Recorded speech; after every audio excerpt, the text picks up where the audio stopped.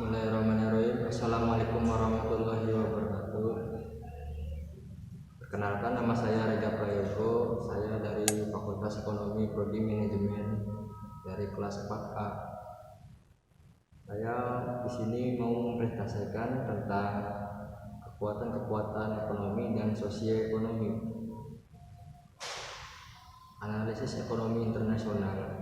Tujuan dari analisis ekonomi adalah pertama, untuk menilai prediksi keseluruhan dari perekonomian dan kemudian menilai dampak dari perubahan ekonomi terhadap perusahaan. Pemeriksaan atas gambar berukit akan mengilustrasikan bagaimana perubahan dalam satu faktor ekonomi saja dapat mempengaruhi semua fungsi utama dari perusahaan.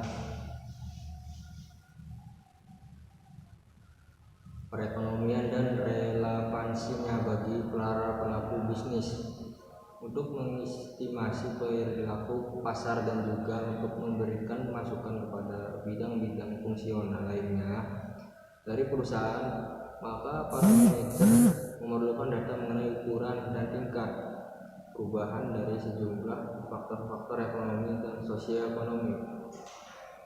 Supaya suatu area terdapat menjadi yang kondisial, maka area tersebut harus mempunyai cukup orang yang mampu membeli produk-produk dari suatu perusahaan.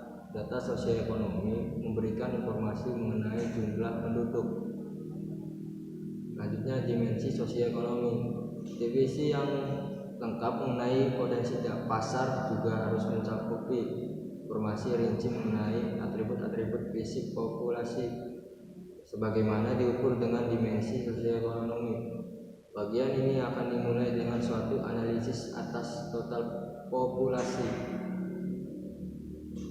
Populasi total indikator paling umum mengenai ukuran pasar potensial adalah karakteristik populasi yang pertama yang akan diperiksa oleh para analisis. Fakta bahwa negara maju memiliki penduduk kurang dari 10 juta memperjelas bahwa ukuran populasi saja adalah indikator yang buruk dari kekuatan ekonomi dan populasi pasar. Keprihatinan di negara-negara maju. Pada tahun 2025, Jepang dengan penduduk lanjut usia yang tumbuh paling cepat di dunia industri akan memiliki penduduk berusia lanjut dengan jumlah 2 kali lipat dari jumlah anak-anak. Cadangan dana jaminan sosial pemerintah akan mengering karena biaya pensiun dan kesehatan untuk orang lain atau untuk orang yang berusia lanjut yang diprediksi akan menghabiskan 73% dari pendapatan nasional. Kepadatan dan distribusi penduduk. Aspek-aspek kependudukan lain yang menjadi perhatian manajemen adalah kepadatan penduduk dan distribusi penduduk. Kepadatan penduduk adalah suatu ukuran jumlah penduduk per unit wilayah, penduduk per kilometer persegi atau mil persegi. Distribusi penduduk adalah suatu ukuran mengenai bagaimana penduduk distribusi dari daerah pedesaan sampai ke kota-kota.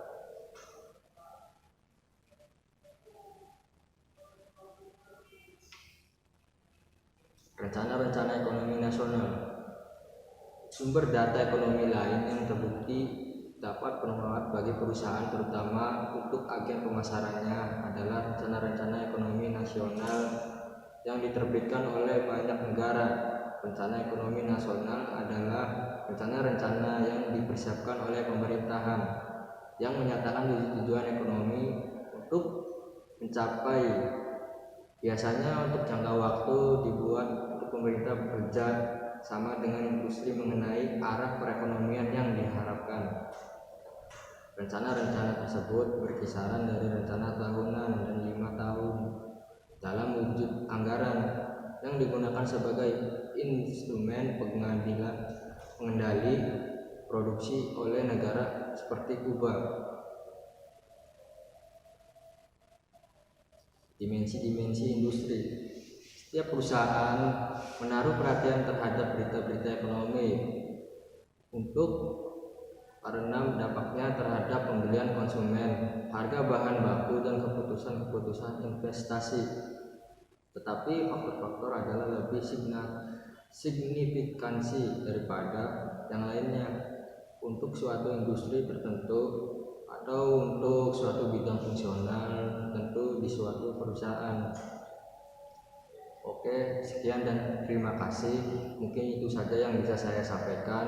Kurang dan lebihnya mohon maaf. Wassalamualaikum warahmatullahi wabarakatuh.